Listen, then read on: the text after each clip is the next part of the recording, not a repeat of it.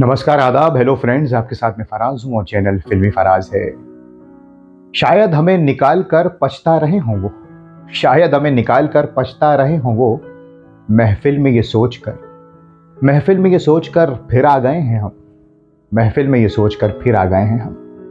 Positive thinking. अब शुरू करते हैं आज का कार्यक्रम। आज के इस प्रोग्राम में हम जिक्र करेंगे जनाब राजेंद्र कुमार साहब का।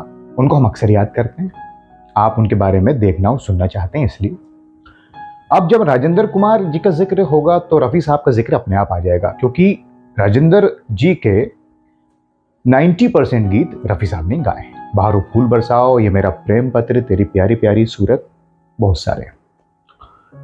दोस्तों, आज हम आपको ये भी बताएंगे कि वो 3 एक्टर्स कौन हैं। 3, जी हाँ, वैसे तो और भी हैं, लेकिन 3 हीरो का हम जिक्र करेंगे जिनकी राजेंद्र कुमार साहब ने बहुत मदद की और वो तीनों बहुत बड़े एक्टर बने। ये भी आपको बताते हैं राजेंद्र कुमार किस तरह से फिल्मों में एच एस रवेल साहब के असिस्टेंट, फिर धीरे धीरे वचन फिल्म, फिर गूंज उठी शहनाई ने पहचान दी, उसके बाद तो फिर 1960 के दशक में जुबली कुमार बन गए। और ये तमगा जुबली कुमार का आज तक किसी को नसीब नहीं हुआ।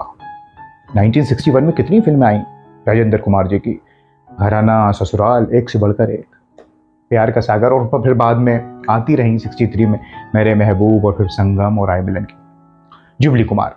और धीरे धीरे जब 60s के लास्ट में उनका ग्राफ कम होने लगा, क्योंकि थोड़ी एज हो गई थी और नए एक्टर्स आ गए थे, मनोज कुमार जी और धर्मेंद्र साहब, शशि कपूर और राजेश खन्ना। लेकिन उन्होंने अपनी पारी अच्छी खेली राजेंद्र कुमार ने। अब वो जितने अच्छे कलाकार रहे उतने ही नेक दिल इंसान थे।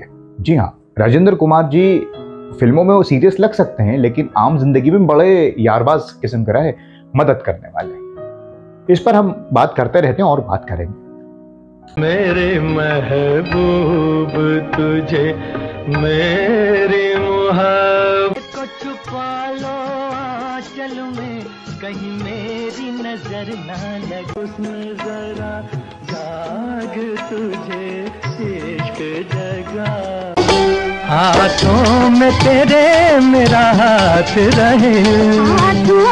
4 दिनों की छुट्टी है और उनसे जाकर मिलना है, जिस मांगने याद न जाए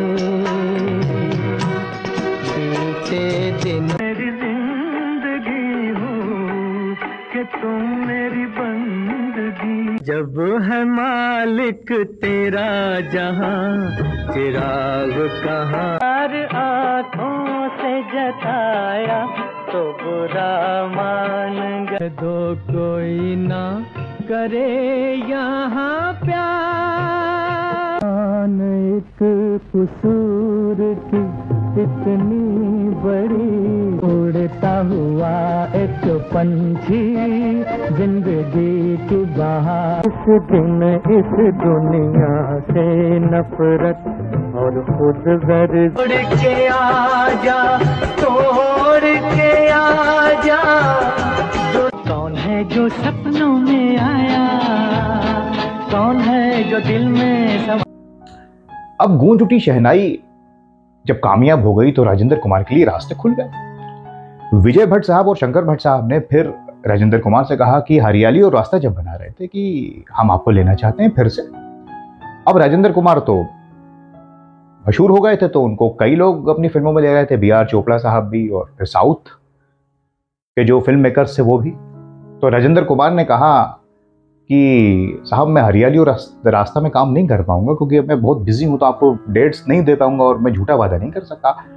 लिहाजा आप एक काम कीजिए, नया एक्टर जो मनोज है उसको ले लीजिए, वो अच्छा काम करता है। इस तरह से मनोज कुमार साहब हरियाली और रास्ता में आ गए। और ये कहने की जरूरत नहीं कि हरियाली और रास्ता ही वो फिल्म है जिसने मनोज कुमार को मनोज कुमार बनाया। ये फिल्म इतनी कामयाब हुई, इसका म्यूजिक भी खास तौर से शंकर जयकिशन साहब का, कि जब हिमालय की गोद में बनाई विजय भट्ट साहब ने, तो फिर मनोज कुमार जी और माला सिन्हा को ले लिया। मतलब उनकी गाड़ी चल पड़ी। और उसके बाद फिर वो अलग फिल्में भी कर रहे थे, शहीद, और फिर बाद में तो खुद वो प्रोड्यूसर डायरेक्टर बन गए। तो मनोज कुमार साहब पहुंच गए उरूज पर। धर्मेंद्र साहब आई मिलन की बेला में काम किया राजेंद्र कुमार जी के साथ, और खुद भी कर रहे थे अनपढ़ फिल्म में, लेकिन वो उनको नहीं मिल रहा था। बाद में खैर वो भी लीड रोल में आने लगे, हम जानते हैं फिर उन्होंने कैसे मीना कुमारी जी के साथ और कई फिल्में। फिर तो धर्मेंद्र साहब ने पीछे मुड़कर देखा ही नहीं, आप आए दिन बाहर के और एक से बढ़कर एक फिल्म है। लेकिन अब बात कर लेते हैं तीसरे एक्टर की, वो रहे फिरोज खान साहब। फिरोज खान साहब भी बी ग्रेड फिल्मों में काम कर रहे थे और साइड रोल किया करते थे। लेकिन जब आरजू फिल्म बना रहे थे रामानंद सागर साहब, और 1962 में ये बात चली जब राजेंद्र कुमार जिंदगी फिल्म की शूटिंग कर रहे थे रामानंद सागर जी की, और भी शूटिंग चल रही थी आई मिलन की बेला वगैरह की। तो रामानंद सागर ने राजेंद्र कुमार से कहा कि ये जो रोल है आरजू में दूसरा वाला, जिसमें फिरोज खान साहब को लिया गया बाद में, कि धर्मेंद्र को ले लेंगे। राजेंद्र कुमार ने कहा धर्मेंद्र हैं आई मिलन की बेला में, उनसे बात कर लेते हैं।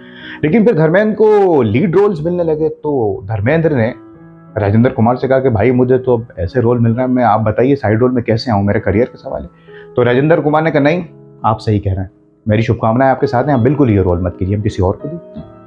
धर्मेंद्र साहब ने अपनी राह पकड़ी। फिर मनोज कुमार साहब के पास गए राजेंद्र कुमार जी की, यार मनोज तुम कर लोगे? उनका भी यही हाल था और वो जवाब नहीं दे पा रहे थे मुरव्वत में। तो राजेंद्र कुमार समझ गए कि मनोज भी अब हीरो बन गया है, तो ये भी ये रोल नहीं करेगा, लिहाजा अपनी शुभकामनाएं मनोज कुमार को दी और ढूंढने लग गए कि अब कौन काम कर सकता है आरजू में। बहू रानी फिल्म इन्होंने देखी फिरोज खान साहब की, उसके रशेज मद्रास में, आज का चेन्नई उन दिनों का मद्रास, राजेंद्र कुमार जी के भाई ने और राजेंद्र कुमार। फिरोज खान का काम इन्हें पसंद आया, तो ये तय कर लिया राजेंद्र कुमार ने कि फिरोज को इस रोल में लेंगे आरजू में। बात बताई रामानंद सागर साहब को। रामानंद सागर साहब ने कहा कि मैंने तो देखा नहीं इनको कभी, ठीक रहेगा। राजेंद्र कुमार ने कहा मुझ पे यकीन रखिए साहब। राजेंद्र कुमार ने फिरोज खान को अपने घर बुलाया। फिरोज खान खुशी खुशी पहुंचे। राजेंद्र कुमार ने सारी बात बताई कि ऐसा ऐसा है, एक फिल्म बना रहे हैं आरजू, आप उसमें काम करेंगे सेकंड लीड में। फिरोज खान खुश हो गए, क्योंकि वो बी ग्रेड से ए ग्रेड फिल्मों में आ रहे थे, पैसा उनके लिए इतना मैटर नहीं करता था। फिर भी राजेंद्र कुमार ने पूछा क्या फीस लेंगे? फिरोज खान ने कहा जो मैंने पिछली फिल्म की 40,000 लिए हैं। राजेंद्र कुमार ने कहा हम आपको 45,000 देते हैं। बिल्कुल। अपनी बेगम से कहा लाइए भाई साइनिंग अमाउंट, फिरोज खान साहब को दे दिया। अब फिरोज खान खुशी खुशी राजेंद्र कुमार जी के बंगले के बाहर निकले और खुश, पैसे के लिए नहीं, मैंने आपसे कहा ना कि बी ग्रेड से ए ग्रेड फिल्म की तरफ वो बढ़ गए। और यही हुआ, जब आरजू रिलीज हुई तो फिरोज खान साहब को बहुत कामयाबी मिली और उसके बाद उनकी भी गाड़ी चल पड़ी। फिर उसके बाद उन्होंने कई फिल्में करी, सफर, और फिर प्रोड्यूसर डायरेक्टर वो भी बन गए, मनोज कुमार साहब भी बन गए। धर्मेंद्र साहब तो हैं ही सुपर डुपर हिट एक्टर। तो तीनों ने अपनी अपनी राह ली। दोस्तों एक बात का जिक्र करना ही जरूरी है, रफ़ी साहब का। वो इसलिए जब मनोज कुमार साहब ने अपनी राह अलग ले ली तो फिर उन्होंने रफ़ी साहब की आवाज़ तो ली, पत्थर के सनम और दो बदन, कई फिल्में, लेकिन फिर वो महेंद्र कपूर साहब की आवाज़ को भी लेने लगे और मुकेश जी ने भी उनके लिए एक से बढ़कर एक गीत गाए, तो उनकी राह अलग थोड़ी सी हुई। धर्मेंद्र साहब ने रफ़ी साहब की आवाज़ खूब ली 90%, औरों ने भी गाया उनके लिए, मुकेश जी ने, किशोर दा ने, लेकिन 90% रफ़ी साहब ने गाए। वो धर्मेंद्र साहब कहते रहे कि काश रफ़ी साहब भी मेरे सारे गीत गाते। अब फिरोज खान साहब मुकेश जी भी उनके लिए गाते थे, रफ़ी साहब भी गाते थे और किशोर दा ने भी गाए, तो उन्होंने अलग राह ले ली और फिर वो भी प्रोड्यूसर डायरेक्टर बन गए। सबने अपनी अपनी कमान एक तरह से संभाल ली और राजेंद्र कुमार फिर धीरे धीरे साइड रोल में आने लगे 70s में। ऐसा नहीं है कि वो चल नहीं रहे थे, उनकी एज हो गई थी और फिल्म का जो ट्रेंड वो बदल गया था, नए हीरोज आ गए थे, जैसा कि मैंने आपको बताया। और रफ़ी साहब का फैक्टर भी मैंने आपको बताया। सारे हीरो खूब चले, खास करके धर्मेंद्र साहब तो एवरग्रीन है, मनोज कुमार जी, फिरोज खान साहब, लेकिन धर्मेंद्र साहब ये तो काफ़ी बात तक भी चलते रहे और रफ़ी साहब की आवाज़ भी चलती रही। लेकिन वो तमगा जुबली कुमार का फिर किसी को नहीं मिला आज तक, वो राजेंद्र कुमार साहब के पास ही है। इस पर आपका क्या कहना है, आप हमें कमेंट्स करके बताइए। और हम आज के इस कार्यक्रम को अब यहीं थामते, जाना है कोई और प्रोग्राम आपके लिए लेकर आना है। हमें आपके कमेंट्स का इंतजार रहेगा। आप अपना ख्याल रखें और मुझे इजाज़त दीजिए। नमस्कार, खुदा हाफिज।